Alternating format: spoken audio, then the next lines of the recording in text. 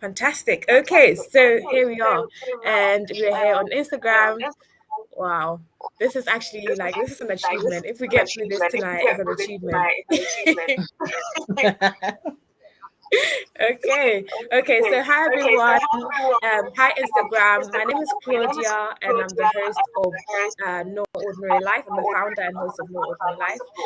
We're using two devices today. So this is Instagram, and if I look in that direction, I'm looking at Facebook, YouTube. So yeah, it's the same for Maddie as well. So we probably won't be looking ahead of us the entire time because we have to focus on both devices.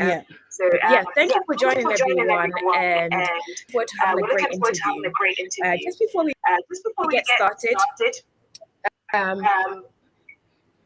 what No Ordinary Life is about. So No Ordinary Life is all about encouraging young people, actually everyone, to pursue their talents, goals, and vision. And we aim to do that by sharing stories of people who are who follow their dreams and their talents and are doing great things. So we're hoping as you join us today, you'll be able to learn something from the story of Madeline, who is a children's book author, a blogger. Well, so blogger still or ex-blogger, but anyway, once a blogger, always a blogger. And so if you're a blogger, you're a writer, you're a poet, whatever you are that's related to communication, we by today's interview, and that you also take up what's been on your heart and actually run with it, and great things will happen. So thank you for joining us, Madeline, and thank you for joining us, audience, and we hope that you learned something today. So before I go on any further, Madeline, do you want to introduce yourself? Yes, so just before I do that, I think someone on Instagram has said there's an echo, so I'm not sure whether if you can just confirm before we continue. Okay. Yeah, they said there's an echo. Whilst we wait for the response to come through. So first of all, thank you so much for this for tonight, for arranging this, Claudia. So this is one of my first interviews as an author. It's still weird to say that. And this is a wonderful platform. So thank you so much for giving me the opportunity to share a little bit of my story here. So my name is Madeline, as you will have known. And whether I'm a blogger, author, I think I'm a mix of everything. So a lot of people know me as a blogger. I've been blogging since around I want to say 2009. I can't be too sure, but to about 2009, 2010. At the time, I was at uni when I first started blogging. And if you've been following me for that long, you will know that I have started and dropped a few different blogs along the way. So, I have about 4 random blogs somewhere online that just ended abruptly. And my latest blog, which is the most sorry, I'll say the most up-to-date one, is MadelineWilson-Ojo.com, which is a book blog. It started off as a book blog, actually. I wanted to highlight and speak about books written by Black women authors, which I don't think Black women authors get enough credit sometimes. And this was before the whole explosion of Black British writers, around the 2018 kind of era. I started doing it around 2016. So I'm a blogger at heart, but I have just began my author journey, as Claudia had said. And that happened late last year. So I've always wanted to be an author. Whilst blogging and writing about other people's writing, I also wanted to come up with my own books. And I started with my first children's book last year, November is when it launched. And shall I talk about the book a little bit, Claudia? Or we'll get into that part of the interview. But okay. so it's good to hear your story so far. You've actually taken us into into All the right, so you main can the call meat of me an. our interview. So, Oh, as okay, you've heard, okay. guys, Madeline is an author, currently a children's book author, and we want to find out her journey into authorship. And it's all about really finding out how you began. So, I'll start from a quote, well, asking you about your favorite quote and how it impacted on your life or her life. So, can you tell us what your favorite quote is and how it motivates you in terms of what you do? My favorite quotes. Okay, I've got a few, but because I'm unprepared, I'll talk about the one that comes top of mind. So I'm a Christian, and a lot of what I do is inspired by my faith, and so I would say I am aware that maybe someone watching this is not a Christian or whatever, but for me personally, there's one that comes to mind, which is from the Bible, which says, "I can do all things through Christ, which strengthens me," and I guess that motivates me through feeling scared about something, through feeling depleted, through rejections, through all of that. It keeps me going. So I would say that's one of my favorite quotes. Okay, fantastic. That's a great quote, and that quote itself has actually motivated me in my deepest and darkest times of life. So we can do everything through God who gives us strength. Even when we're feeling weak, we have to know that God is on our side, and with Him by our side, we are going to get to the end of the road. So, um, someone said the echo is coming from my side, so I'm going to try and fix it. But Okay. before we continue going, just wanted to let you know, if it's your first time watching a No Ordinary interview, we have three parts to this interview. It contains a one-to-one interview, like how I'm doing right now. I'm going to be asking Madeline questions, and then there's going to be going to be a challenge, or yeah, a challenge, and for the fun segment, and then the third part, which is going to be the audience Q&A. So as you're listening, just get your questions ready. Any questions that are on, you can just um, ask them at the end. Maybe we'll reshuffle so that some parts come before other parts. But right now, we will continue as it's going.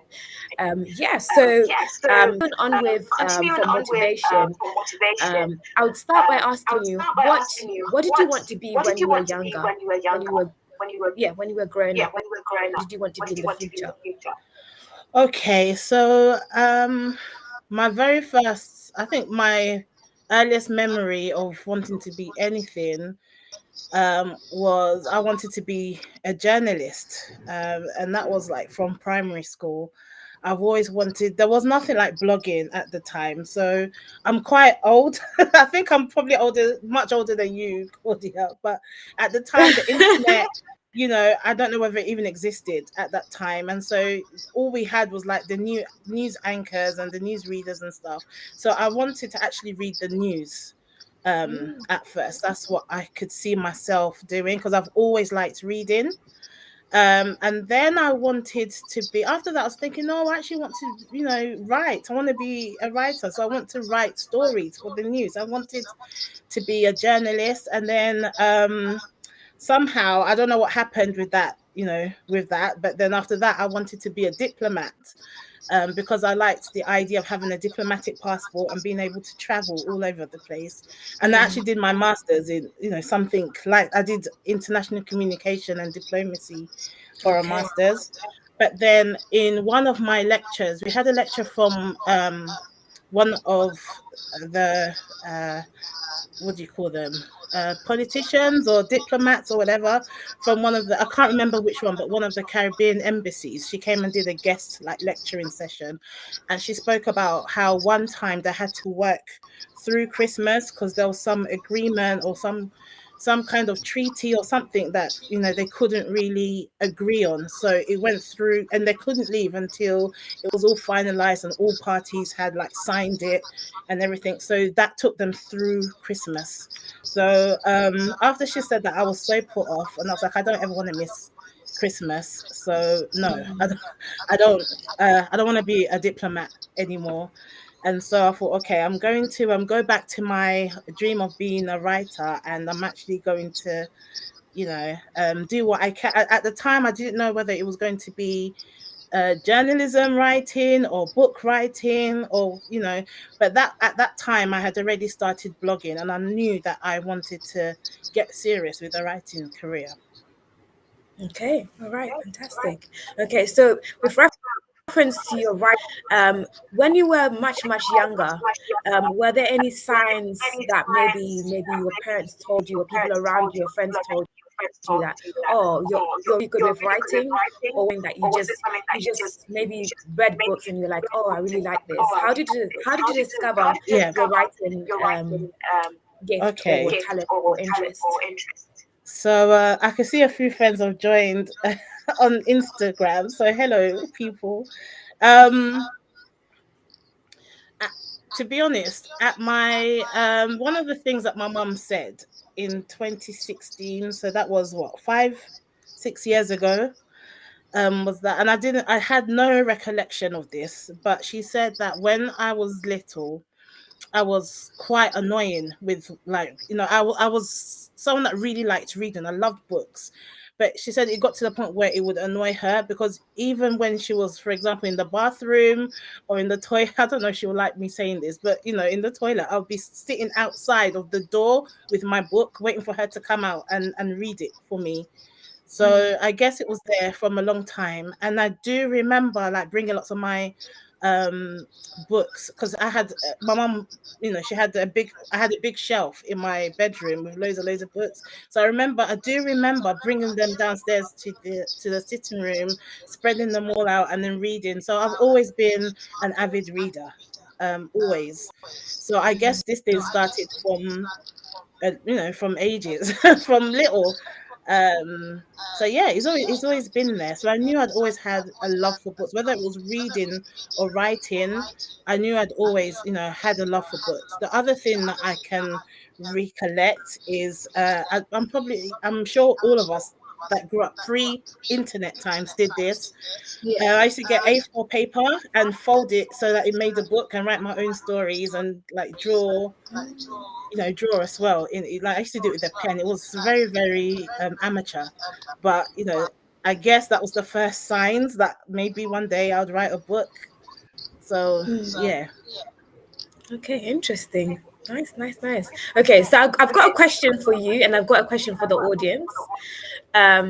So while you're answering that question, actually, I'm gonna try and find my earphones to see if it fixes the problem. So I'll give you the chance to think about it, and I'll give the audience as well a chance to think about. So audience, put your answers in the comments as well. So my question to you is, Madeline, and also the audience, is, what was your favorite book as a child? So think about that.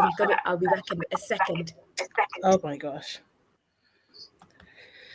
Ah, my favorite book as a child.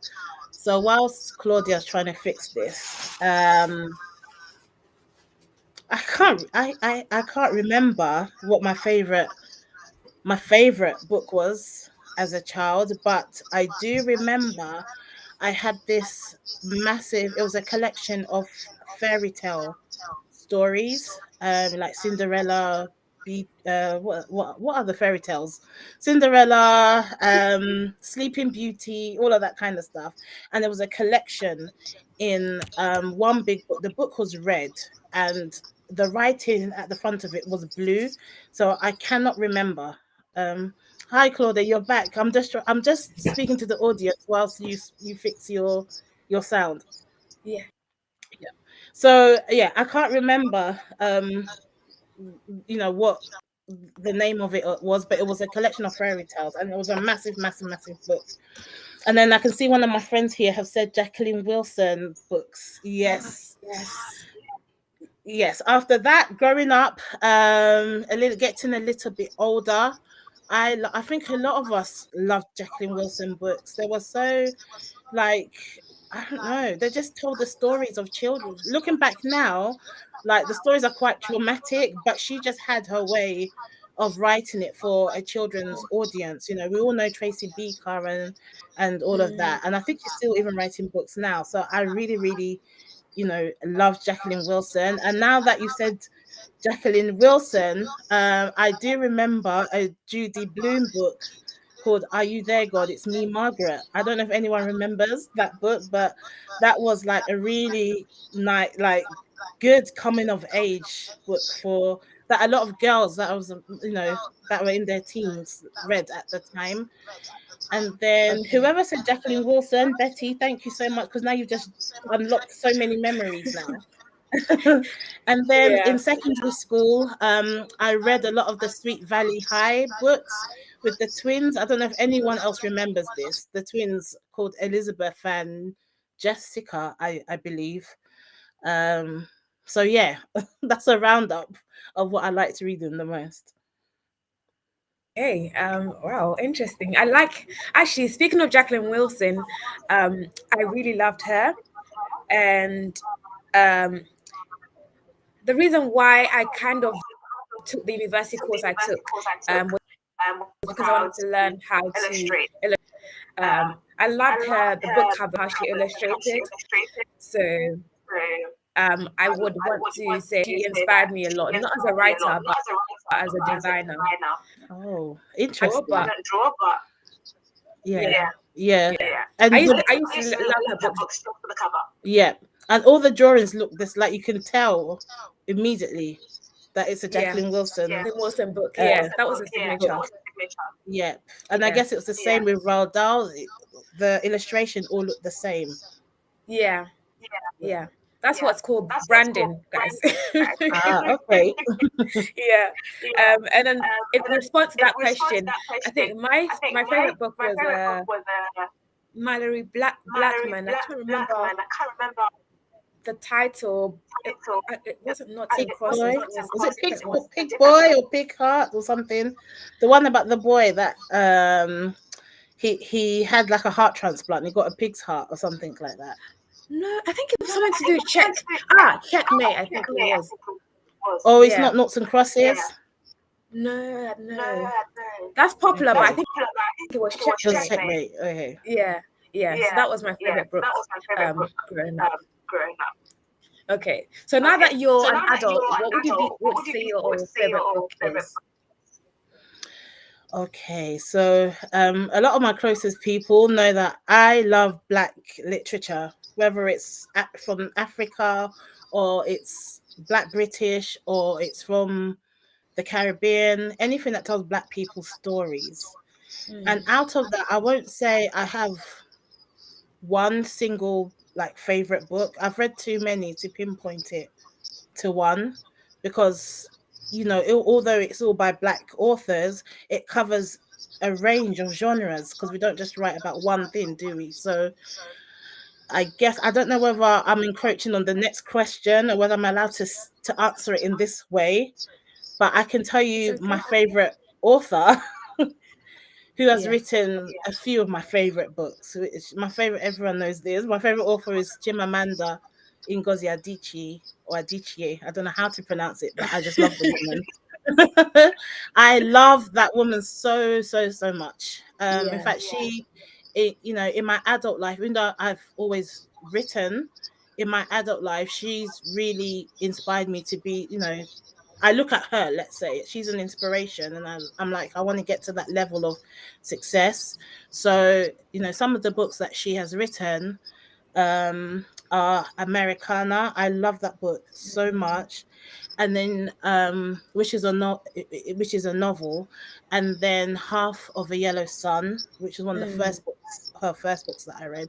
And then much recently she has written books that are like more non-fiction, like essays, and she's written this one called We Should All Be Feminists, or Why We Should All Be Feminists, something like that, which Yeah. talks about feminism and what it means and why feminism is important. And she even breaks down the fact that even men should be feminists. So Mm. I enjoyed that. I read that in a day because it's a very short book. And she's written another one called oh gosh, is it a feminist manifesto in 15 suggestions? I can't remember exactly, but basically it's all based on a friend of hers who's just had a child, who asked her, how can I raise my daughter, my girl child, how can I raise her? Mm. And so in 15 suggestions, or 15 chapters, she tells her how you can raise your child to be a feminist or with feminism values, kind of Wow. thing. So Wow. I really, really, that one I really, really loved it. And I would say that even though I loved the book, I don't totally agree with everything, but I think you can enjoy something without having to agree with every single point. Mm. And for me, what I like more than, the points that she makes in the book, I just love her style of writing, especially in her fiction. She writes with simplicity, yet she gets to the detail, and she tells the story like so effortlessly. And so I guess that's where I'm trying to get to in my writing career, to be able to effortlessly tell a story. Fantastic. Wow. Thank you so much. That was a very detailed answer.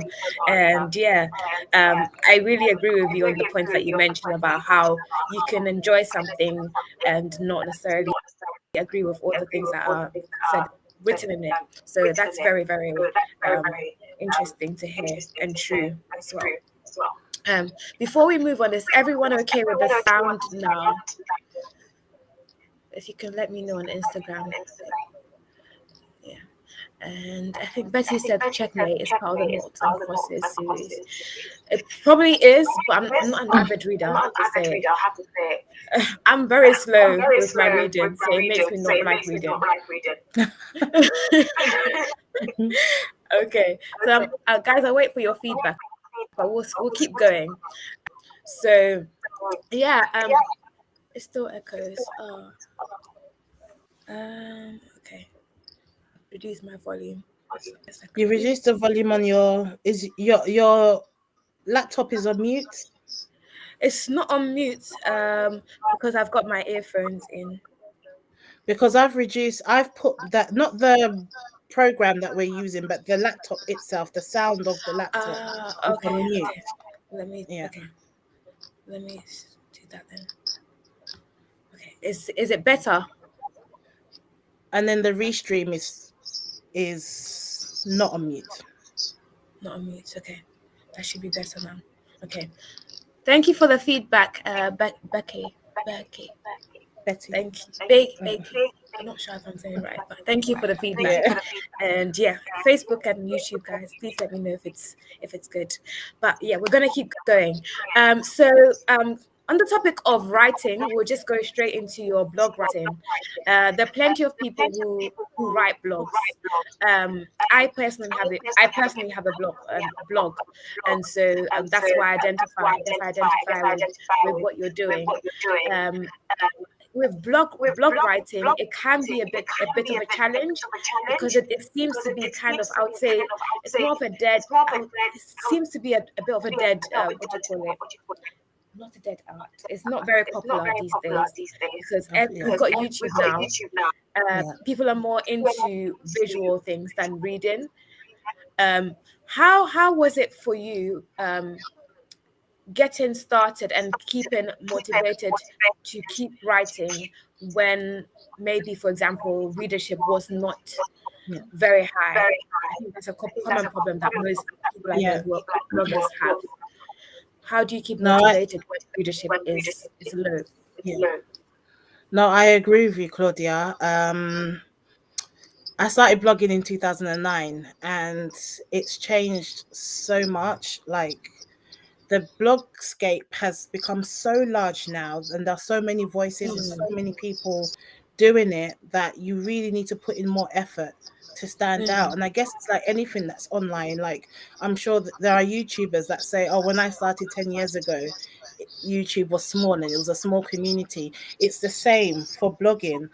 At the mm, time I started, in fact, when I started, we didn't even know what we were doing, because it was so new to us. And mm, our when I say our blog, it's because I my first blog was a blog that I shared with friends. There were four of us that contributed to it.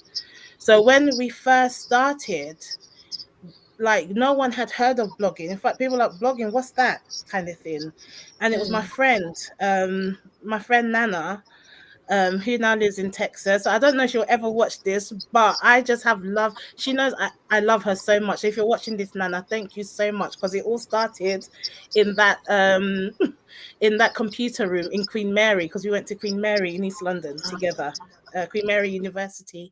And she said to me, oh, do you want to, join me and the other girls on this thing called blogging? And I was like, what's blogging? And she showed me like a few other blogs that people had done. She's like, you can write about anything and it's on the internet.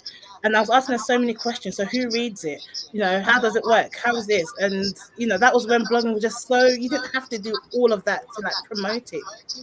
People just, I don't know, people just read it and knew who you were. And so we had a blog called Life and Living It.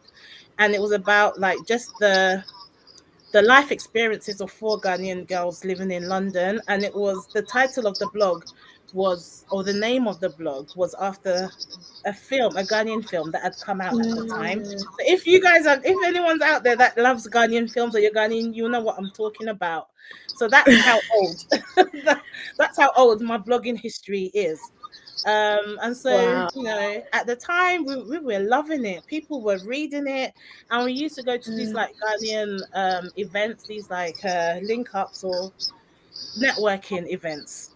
And people say, oh my gosh, I read your blog. And they'll say, oh, you're the one that wrote about this. You're the one who wrote about that. And it was all really fun for us. And then life got busy. And by and by, the frequency of the blog posts just whittled down to nothing, because people were traveling, getting married, getting booed up, getting married, doing other things. And we just didn't have the time anymore.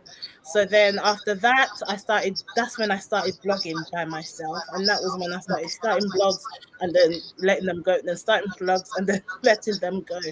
But what I realized as time went on is that, with anything, when money comes into it, when it's something that you can monetize and everything, lots of people just jump on it and it becomes something else. And I guess when blogging really became something that people could use to and I'm not begrudging that at all. Like I am all for people making a living off blogging, or making a little bit of money. But when it got to that, and it was something that companies also jumped on, and the whole influencer culture kind of sprang up, I think it changed the landscape a little bit. And that is why I'm not saying everyone's in it for that, please don't get me wrong, but I think it changed the landscape a little bit, because lots of people actually came into the blogging landscape, and some people really thrived, whereas those of us who went in it for the love of writing but didn't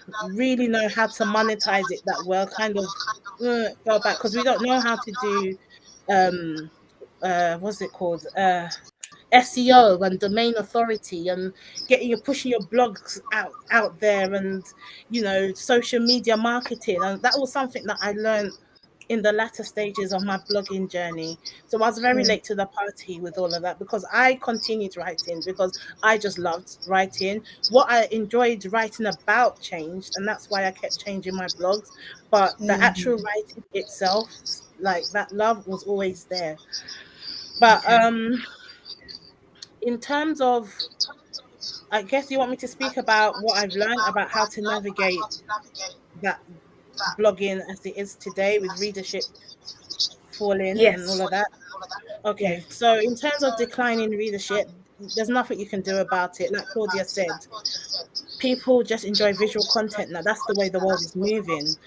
And social media platforms like YouTube, TikTok, and all of that has got a lot to do with that. So I feel like, number one, if you're going to blog and you want to be popular, you have to join one of those video platforms. There's no way around it. You also have to make blogging friends. I'm not a very good I'm a bit of an insular person, and my friends are my friends, and then I just like my friends. But you really have to get out there and network, join networks, and then go to those network events and stuff. Which I just can't think of any off the top of my head. Maybe Black British Bloggers was one that I joined.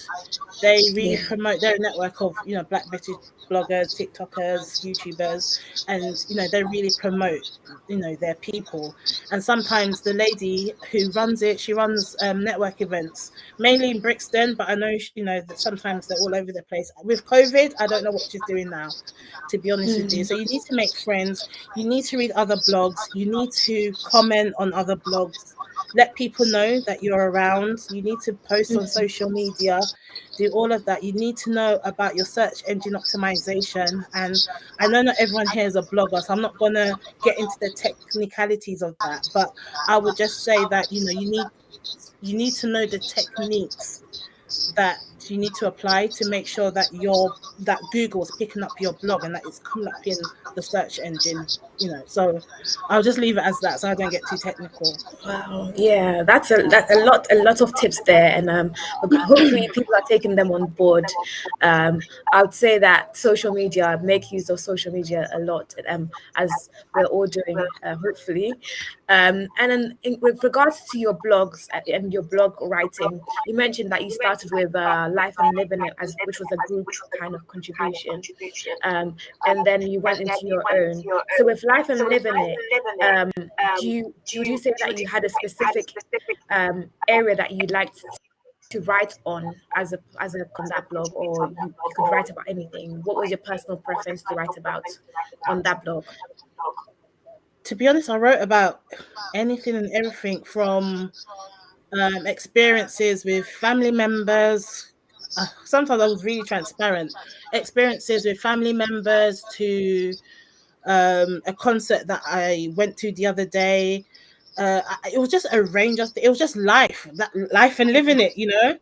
But because it was through the prism of being a Ghanaian woman in the UK, or British Ghanaian, however you want to say it, there were always references to, I might say something about uh jollof rice and chicken without the need to explain it, because that is my culture and I'm writing about it. Or I might talk about, I don't know, something that's very, very Ghanaian, but I wouldn't really, explain it or anything like that, because I knew that my target audience, or my main audience, were Ghanaian people. So we wrote about a range of things, and me in particular, I wrote about anything. Okay, okay, Yeah. good. And then with regards to moving to your own blog, can you tell us a little bit about the blogs that you started? How Oh many did my you actually get to before you started Madeline Wilson-Ojo? And oh then my gosh. yeah, how many? Oh, I don't know whether I'm proud of this or not, because and the reason why I say that, because there were times where I followed the trend rather than writing about what I really enjoyed. So after Life and Living It, I I started a blog called J'adore plus more. J'adore means I love. So it didn't Okay, even make sense grammatically. J'adore plus more, which again was about everything that I love plus more. But more. it Okay, was Yeah, but it started off as a fashion blog. So at the time, there's a bit of background to everything. So I'll explain quickly. At the yeah. time I worked at a PR company. I was an intern at a PR company. And one of the first things that they asked me to do was to research and compile a list of fashion bloggers.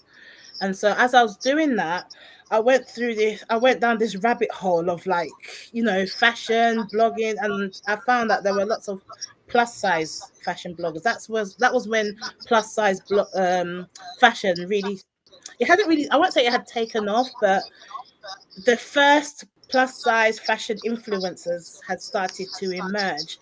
And that was again before YouTube really took off. Everyone was doing it on blogs, you know. And so these Yeah. were women that, like, I'm a UK, so I don't know what I should say, but I'm a big woman, right? So I was like, wow, these women are like my size or even bigger than me, and they look lovely, they look fabulous, they look fashionable. They're wearing heels, they're wearing makeup, their hair looks good. And so I wanted to be part of that. So I started off J'adore Placement as a fashion blog, but then halfway through I realized, like, this is expensive. This is really expensive, having to buy clothes all the time. And sometimes I didn't have like someone to take a picture of me, and it just got it was just too much. I feel like I don't like this anymore. So I started diversifying into other content, but then my blog just lost focus. Like, I think I confused my readers. I like, are you writing about fashion or what? And so it kind of had no focus. And then I realized that no, I don't want to be tied down to fashion. I want to write about other things as well.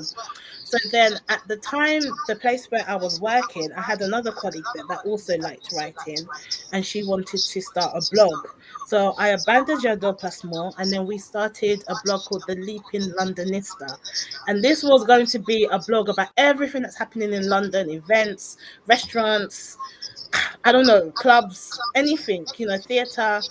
And but again, did we have money to do all of that? No, we didn't think it through. We just started it. And also we worked, the kind of job we were doing was shift work, so we didn't even have time to be doing all of that. So again, that fizzled out, and I was like, okay, I'm going to write by myself now again. And so I started another blog called Sojourner Story, which again was, to be honest, it had no focus. One day I was writing motivation, the next day I was writing money tips, how to save money. The next day I was writing this. It was just all over the place, you Yeah. know. But I justified it by saying, no, this is my journey. Sojourner Story, which was a play on the word, like sojourner, like someone that travels. And so I was like, okay, I'm going to travel through life talking about my experiences, but I'm going to make it a little bit funky by calling it Soul Journal. So that's what I did. Okay. And then in 2016, I got married and my name changed to Wilson-Ojo, or if there are any Nigerians watching, Wilson-Ojo. I know I'm saying it wrong. Um, so I just thought, okay, let's just keep it simple. Let's take it seriously and write about something we really enjoy. And so I started the book blog, and also it coincided with at the time I had started a copywriting course as well, an online copywriting course. And one of the things that they suggested to help you with your writing was to start a blog or write on a blog. And so I thought, okay, let's just do all of that, take things seriously a little bit. And it's been my longest standing blog, even though I've not. Wow. That's it. Yeah, That's a long really story. interesting journey. And Betty, I think her name's Betty. She says you have really great your blogs, which I totally agree with. Very, Thank very, you, Betty. yeah. Betty's my They're girl, very by the way. stylish, I think. Thank you. Yeah, Yeah, Betty's a friend of yeah. mine. That's how I know. It's sorry, I've mentioned your government name on here, Betty. It makes it BQ. easier. But yeah, they're really great names for you. And Thank you. to be honest, I think all of them were good ideas. And I think the usual happens that you have so many ideas and it's hard just you know focus on one thing. Your life is changing. You have different focuses at each point in time. So it's completely fine. So guys, I hope you've learned your lesson and we hope you're learning lessons from this. And then so going back to let's fast forward to your book writing now. Did you okay, you mentioned that you liked to read when you were younger. Was writing the book, was it a progressional feeling that you had to write a children's book, or was it like a all of a sudden kind of idea that you had and you were like, this is a good idea, I'm gonna do it? Or was it something that you always felt like you wanted to do, but then you were kind of working towards it with the blog writing? Or how was the journey to writing a book? And what was the idea? When did it come, really? To be honest, I actually started off wanting to be not a children's book author, but just an author, like writing adults book, like Chimamanda, you know. I wanted to Yeah. write, you know, a book about Black people in the UK. Mm. And I actually started writing a novel. I've got the manuscript on my computer. But it just I just it got to a point where I'm just thinking I like the story I'm writing, but there's something miss. Obviously, honestly, I've been grappling with it for a long time, just trying to perfect it and nail it, you know. And so it's been like one of my longest projects ever, and I can't believe I'm saying this out loud because it's been a secret of mine. Um, a few friends know though. Betty's one of those people that know. And so you know, it's something that I write, then leave it a little bit, then I come back to it, you know.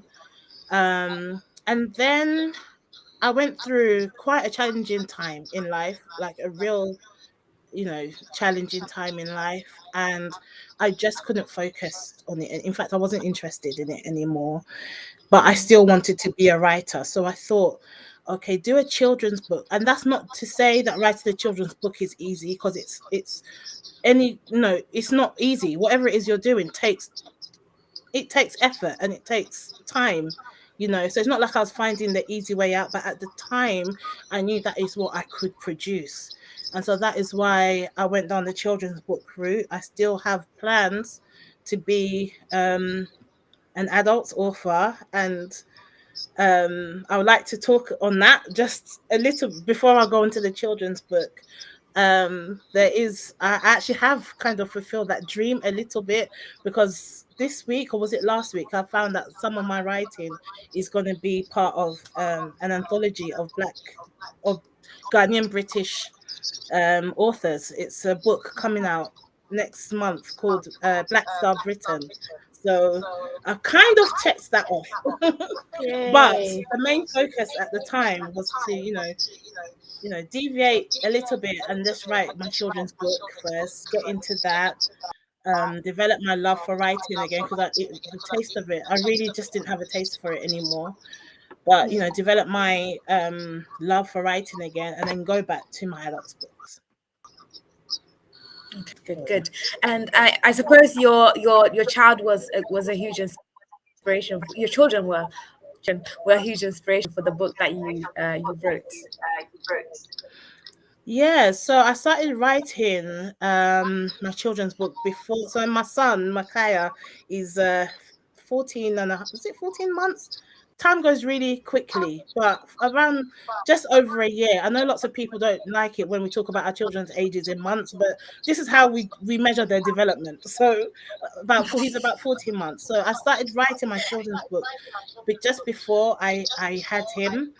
But when I was pregnant, I had to leave it alone a little bit, because again, being pregnant, I couldn't do it, and it was the pandemic, and I just didn't have the mind for it. So I Mm. started writing it, and then after I had him, I went back to it, and I was like, right, now that he's here, I want him to have a mother that he can be proud of. I want him to, I want to leave something on this earth for him. So that's why it's dedicated to him, and that's what really pushed me to finish it. Wow, that's good. Wow, and congratulations as well for the feature in the Black Star written. Black Star Britain. Yeah. Yeah, congratulations Yeah, for so that. it's an That's a dream come true. oh, thank you so much. So sorry, it's a shameless plug, but it's coming out on the 6th of March. 6th of March. And Ah, it's and it's a okay. book that other Ghanaian black, British Ghanaians have written in, and the foreword is by Afua Hirsch. So please go and get it. Ah, Yeah. okay. So it's a book compilation. It's an actual print. Okay. Anthology. It's an actual book. I have not seen it. I don't have it on me yet, because I've not seen the hard copy. But it's different chapters written by different people. I'm one of them, and whether I think some of it is poetry, some of it is fiction, some of it is essays, and it's all about being British, being Ghanaian British, or British Ghanaian, however you want to say it. Okay, okay, okay. Makes sense. Fantastic. Okay. I think this is a good point to maybe allow the audience to ask their question as well, and then we'll have the challenge to end it off, I think. So audience, if you have any questions, just pop them in the chat. There's a question box on IG right at the bottom there. It makes it easier for both of us to just keep track of questions. So put your questions in there, any questions you have for Madeline in there. But while people are asking their questions, I'm gonna go like professional your career. Currently a communications manager. Um, um, was that in terms of your aspiration? It changed from being a journalist to I guess working in communications. You mentioned that you did a university degree in diplomacy. Did you want to in communications since you started blogging and writing and things like that, or were you still intent on working in the international field? Well, it's nice you called me a manager, but I'm only a communications officer. Oh, Internal well, maybe communications officer. Amen. So right, so it wasn't always the plan to work in internal comms. No. I always wanted to to after changing my mind and deciding I don't want to be a diplomat anymore, I wanted to, go back to journalism, but maybe um write for a magazine or write for, I've done a bit of freelancing actually for magazines. So write for a magazine or write for a newspaper or have a column or something like that. That's what I always wanted to do. But then I guess with internal comms that came very, very recently. It was around the time of having my son, and I realized that I needed something stable and something, where the money was. And so that's what made me go for it. And I'm an internal communications officer, yeah, but I work in local government, and I know, government jobs are quite secure. So I think I just had to buckle down and do something like that. But at the same time, I still get to write. I still write newsletters for the organization. I proof web intranet copy and all of that kind of stuff. So it's kind of, what I want to do, but it's just a more serious version, maybe a less exciting or less sexy version. But anyway, it is still writing. Yeah, yeah. You're very, very blessed that you're able to work in something that you've really been able to develop over the years. So that's good. Okay. All right. So we have two questions here. We'll take them now. But Becky, she says, what keeps you motivated to keep producing great work? Say that again, please. She says, what keeps you motivated to keep producing great work? Oh, what keeps me motivated? I don't know what keeps me motivated. I think you either have it or you don't. Like, I think it's your values, what you're raised with. My parents or my mother, always raised me to do things properly and to do things that, make sure, whether it's writing or it's cooking jollof rice or baking a cake, whatever it is, just do it properly. And and that's something you either have or you don't, to be honest with you. And also, what I don't like is for me to do something and then someone pulls me up on it because I haven't done it properly. I don't like, I really, really don't like that. So where it's humanly possible, I do try and do things properly. And again, that's where, not to say that I'm perfect, because listen, even today, my boss was calling me about something I didn't do or I did do. Sometimes I do drop the ball. But I think where it's humanly possible, if my name is attached to it, I do try to do it properly. And also it boils down to my faith. Please don't quote, I don't know the exact chapter and verse, but there's somewhere in the Bible that says that everything you do or work for your employer. I know it says master in the old version, but I don't like that word. But work for your employer as unto the Lord. So Yeah. if I'm doing something, I want to do it properly. Yeah. Very well. Thank you for sharing. And Baycase also says again, what was the most difficult part of putting out your children's book? Oh, I can think of a few areas that really challenged me. I think the first bit was on a purely practical level, is uploading the book onto Amazon. So anyone that has written self-published a book for Amazon, you know that it's not that Amazon has loads of copies of your books and then they send it out to customers. No, they actually print the book themselves in their wherever it is, their office or whatever.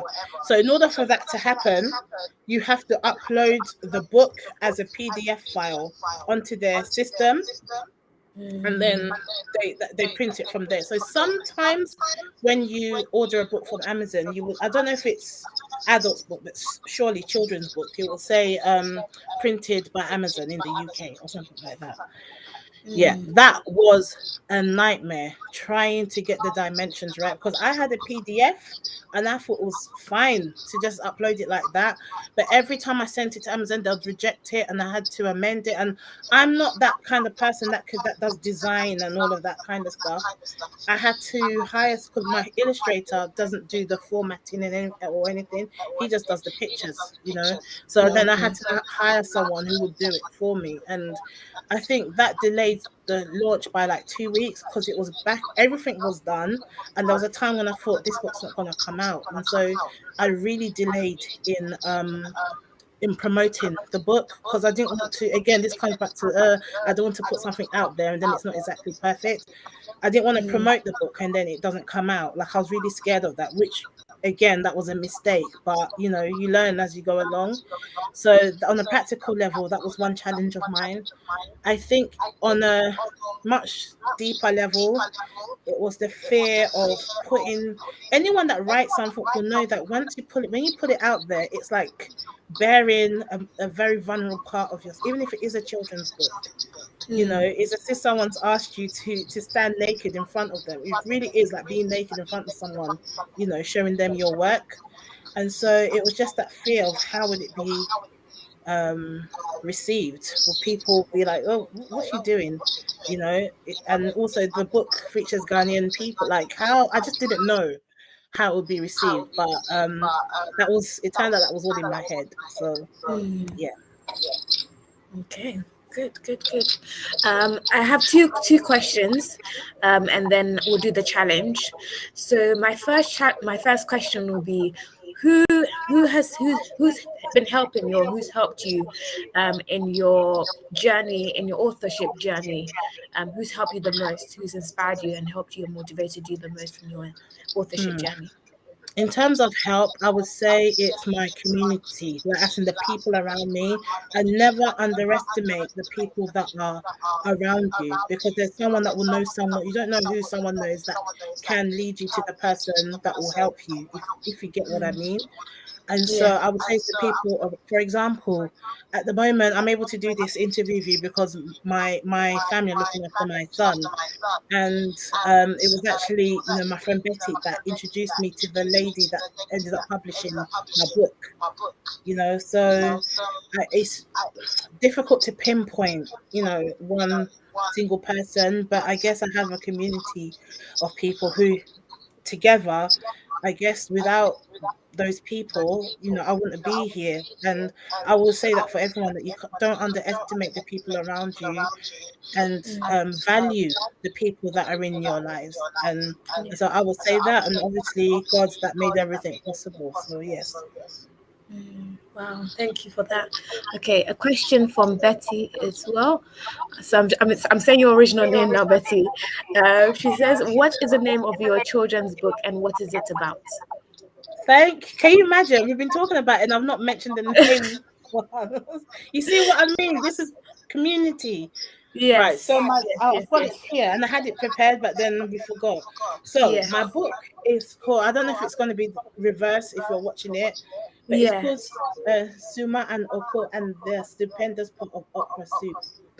And so that's the name. Suma and Oko are the name of twins. So where my family are from in Ghana, we're from Accra, and you see a lot of people from the Ga tribe or the Ga ethnic group um originally that originate from that area, even though it's become like the place for everyone to go. um but we're the original inhabitants of that area, and if you're a twin, boy girl twin, that will be your name. So Suma will be is the girl and Oko is the boy. Mm. And obviously okra soup is eaten widely in the West African region, maybe elsewhere.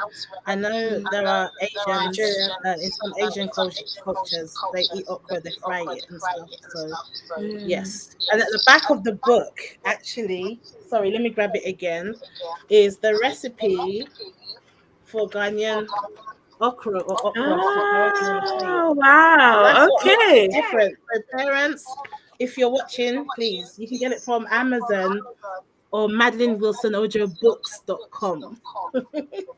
Wow, that's amazing, amazing, amazing, amazing. We're actually going to do a giveaway, but the book is arriving. I ordered it; it's coming tomorrow. So I thought, oh, I Oh can't my show it gosh. because it's coming tomorrow. So hopefully we can still do a giveaway. Um, yeah, we can still do a giveaway. I'll just have to announce it tomorrow when the book comes. Okay. Yeah, so I'm looking forward to reading it, and it looks like a very very interesting book, and Yes, just the fact it's that we get to learn how to make okra. Now I feel hungry. me too. Imagine me writing it. And by the way, Betty asked what it's about. It's about the twins that help their it's a very simple story. They help mom and dad. They go to the shop, they buy all the ingredients, and they come home and the whole family helps to make this okra soup. So it's a rhyming book as well. So if your children like rhyming, then yeah, it's a rhyming book. And I just wanted to write something that represents us and also represents my values of family and everybody helping. It's not a matter of mum tired in the kitchen doing it all by herself. It's about the whole family getting stuck in. Hmm, Yeah. that's true. That's true. And actually, you said they go to the shop. Do they go to the shop or they go to the market? Because I know in Ghana, it's mostly the market, Mokola market. It would be nice if there was a Makala market, but it's actually set in London. So it's Ah, about, okay. yeah, so again, it represents me being a black British person, a Ghanaian British person. So they actually live in London, South London to be specific. Ah, And there's actually a okay. That reference to makes it. You'll see in the drawings I've referenced like a particular bus that runs through my area. So they go to a shop, they go to Auntie Edem's store. And for those of I don't know if there are other Ghanaians watching. I know Betty's here, but Edem is from the Ewe tribe. So I wanted to incorporate different, I've got a love for all of us. We're all one people, so yeah. I wanted to incorporate different names in there. Okay, okay, interesting. That's gonna be even. Oh wow, okay, okay. I see. That's gonna be an interesting story. I can't wait to read it now. Okay, so in terms of target audience, who do you say like what children, what age group is it written for? 46-year-olds, I would say 46. 46-year-olds. But again, parents doesn't mean you can't enjoy it too. The recipe at the back, who's going to cut the Scotch bonnet peppers? It's you. So the parents can also enjoy it. That's true. That's true. Wow, fantastic. Great, great, great. And then my last question will be what's your long-term vision? Like where do you see yourself in the next 5 years? 5, 10 years, 5 years, 10 years.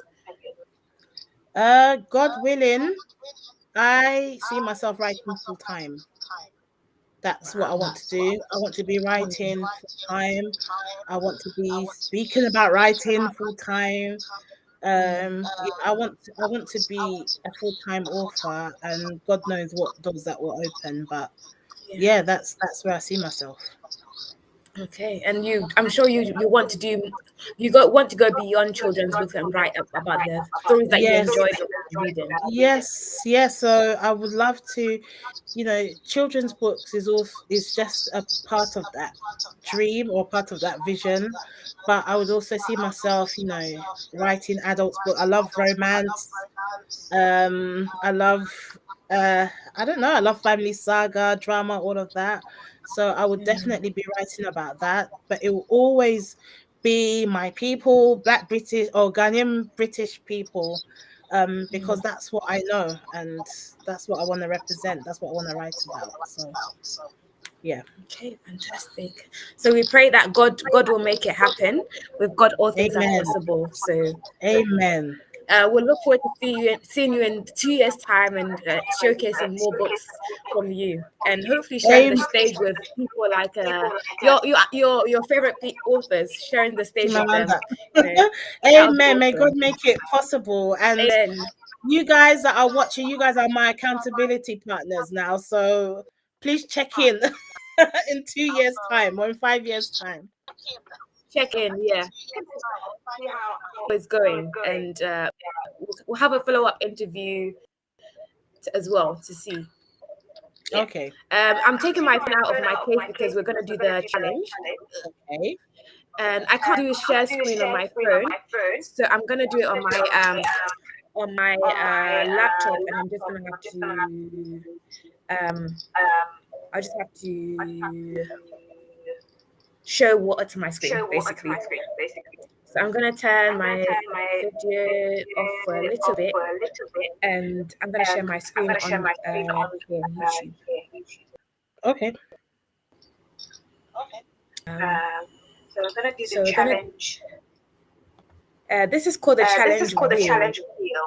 Mhm. Let me see if I Oh my gosh, is there a way to make the screen big? Okay. Let me turn my video off. Okay, I've done it. Can you see it? Yep. Okay, so those of you on IG should be seeing it soon. Okay, so this is challenge wheel. It's got a range of activities, so we'll see what challenge Madeline gets. Okay, so click to spin. I'm gonna click. What do you get?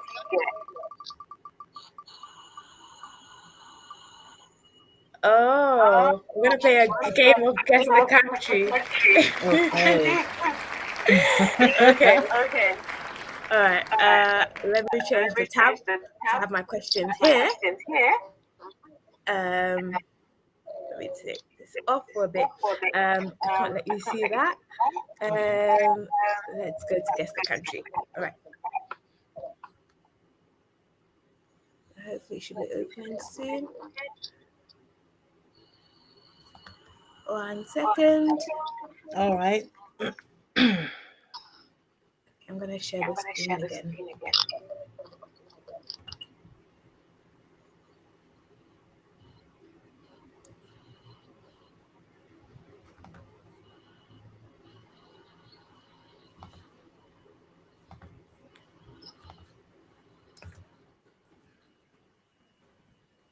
Okay. It's just loading, people.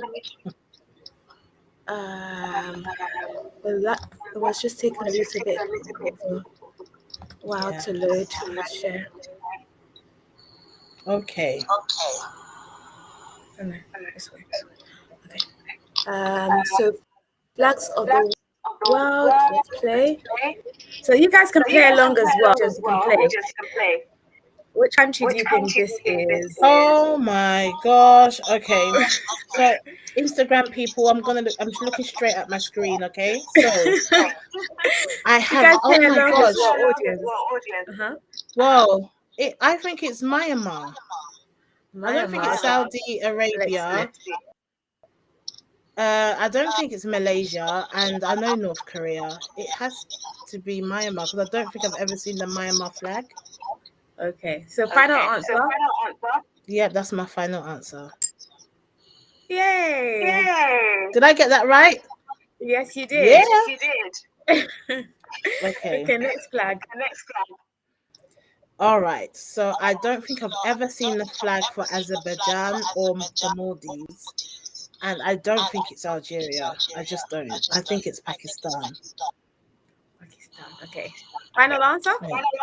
That is my final answer, and I'm sticking to it. Wow. Diplomacy. Ooh. This one.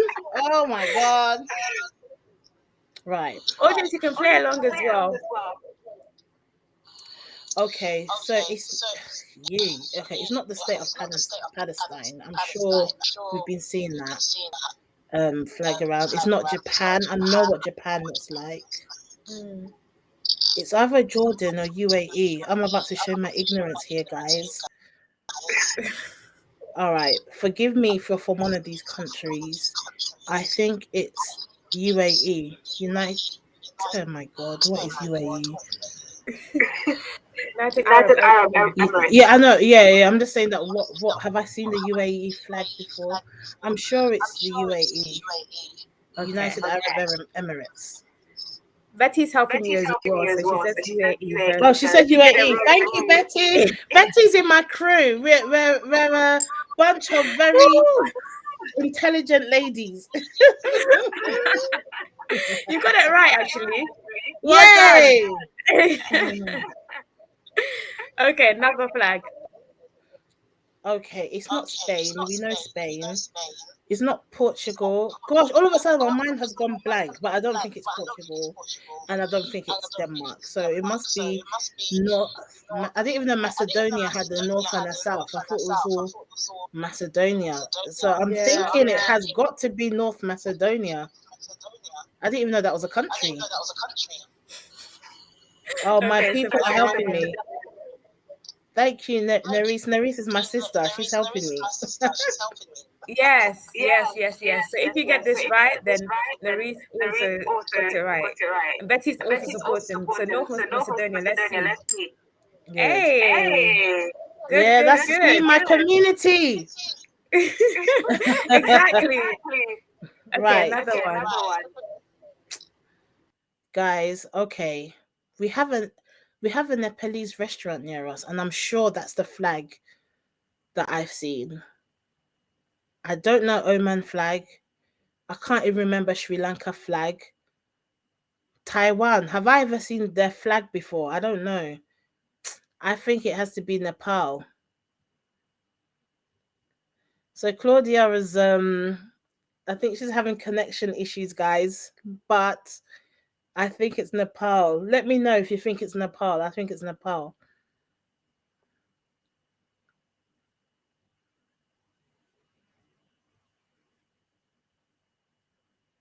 She's gone. Okay, sorry. My phone was getting hot, so it just kind of froze a bit. Okay. Warm. Yeah, I said it was Nepal. Nepal, okay. Yeah.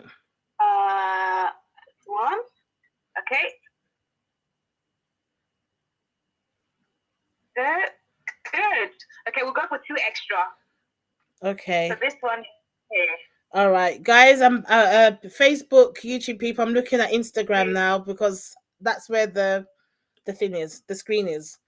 So it's not Haiti. I think Haiti has blue. It's not Brazil. It's not Argentina. It's definitely Trinidad and Tobago. This one, I know it. Imagine if I get it wrong, but it's Trinidad and Tobago. Okay. Hey, wow. Okay. Oh, I know this. Yep, Nerissa said Trini. Right. Yep. Right. So it's not Italy. Is it Ivory Coast? My Cote d'Ivoire people. Ireland. Oh, you got Ivory Coast and Ireland in the same thing. That's gonna confuse me because they've got the same colors. That's true. I'm gonna get this. Oh Lord, if I get this wrong. Right. Ivory Coast and Ireland, I think, have the same colors, people. So this is gonna massively confuse me. So I'm just gonna have to go with I'm gonna go with Ivory Coast because they're next to Ghana. And just pray for the best. All right. So it's your final question though. Let's see. Oh, it's Ireland. It was Ireland. Never mind. Oh, that was good though. Okay, last one. Oh my gosh. Right. Hey, which one is this? Venezuela, Colombia. I feel like if it's not Colombia, then Colombia has very similar colors to this one is going to be another guess. I don't think it's Yeah. Ecuador. Wait, why is there Colombia twice?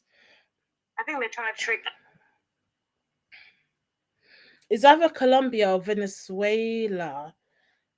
Mm, Does Colombia have these colors but without the stars? I don't know. I'm yes. gonna have to guess again.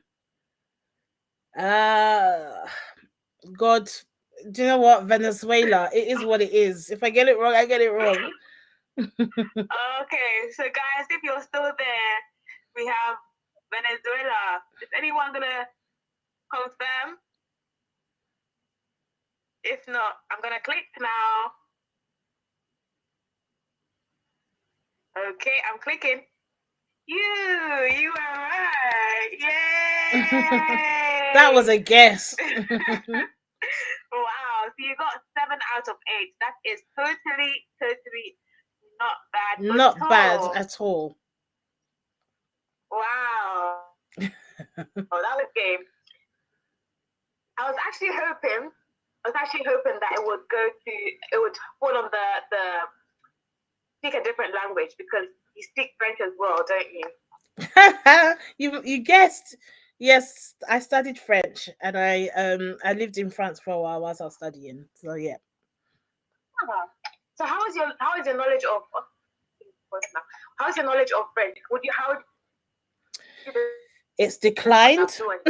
It's declined a lot. So I also used to work in a French company, like a half French company, which gave me like I practiced a lot with that because after university and stuff, I could still speak with clients and colleagues because I had a lot of French colleagues. But obviously, working in for a local authority now, you don't really get that anymore. So uh, it's all right.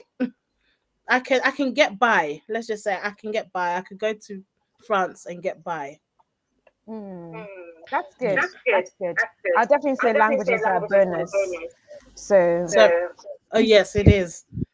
yeah. Yeah. And And if you wanted if to, you wanted actually, to, you could write you could write in in multiple languages multiple as well, languages and as well. that's And going to that's sell in terms of putting just Africa on the putting map. Africa on the So map. So that's that's very, very good. very I good. don't know if I can write in French. I definitely need to hire a translator for that. Later, yeah, Yeah.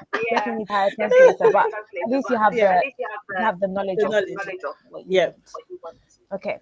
So So if there are no then further no further questions, I'm questions. going I'm to going to close the platform Thank so that we you. can all go our separate ways and relax after a long day at work. Mm. But but before we before go, we go, I'm just gonna I'm just give gonna people a ask you chance to ask their to questions. People are more active now, actually. actually. So if you have So any questions, this is a good time to ask before we close. But if but not, if then not, I'd like to say a I'd huge like to thank say a you huge to thank you to Madeline, who's Madeline joined us today today and and spoken concerning her journey, blogging to being an author and continuing to be an author and an award-winning author award-winning in Jesus' name. Amen. And then to everyone who also joined as well and asked questions, thank you so much for making time to join and to hear our author's story. And Madeline, is there anyone that you want to shout out to or anything? Oh, first of all, shout out to you. What you're doing is excellent. I don't know whether you're doing this by yourself or whether you have a team behind you, but you're doing a wonderful job. So keep it up, and I look forward to seeing more interviews. So everyone clap for Claudia and No Ordinary Life. Thank you so much. I also want to thank everybody that's joined tonight. Shout out to you. It's been a long day. It's almost 9 o'clock. Is it past 9 o'clock? And you're still Almost. on here. So well done, everybody. And Yeah. lastly, like my community, first of all, God, and I don't mean that in a cliche way. Oh, I thank God. No, I mean it honestly. Without Him, Mm. I wouldn't have been able to juggle everything. because he gives me strength. And I also want to thank again my people. Thank you to my husband, who has been my cheerleader. When we first got married, I went public with my name. The first thing he said was, "My name is not even private anymore." But you know, his encouragement and everything has allowed me to go this far. And thank you to just my friends. They've also been encouraging, and my family. I can see Nerys, my sister, still on there. She's looking after my son tonight, you know, along with my other sisters. So just my community. So shout out to everybody, to all of you. So yeah, that's it. Wow. Thank you so much. Thank you so much, everyone. Thank you, Madeline. And yeah, looking forward to interviewing you again, or doing a podcast maybe. We'll see how No Ordinary Life will evolve. So yeah, we'll see you again. We'll hear from you again. And Amen. giveaway tomorrow. Yes, everyone join the giveaway.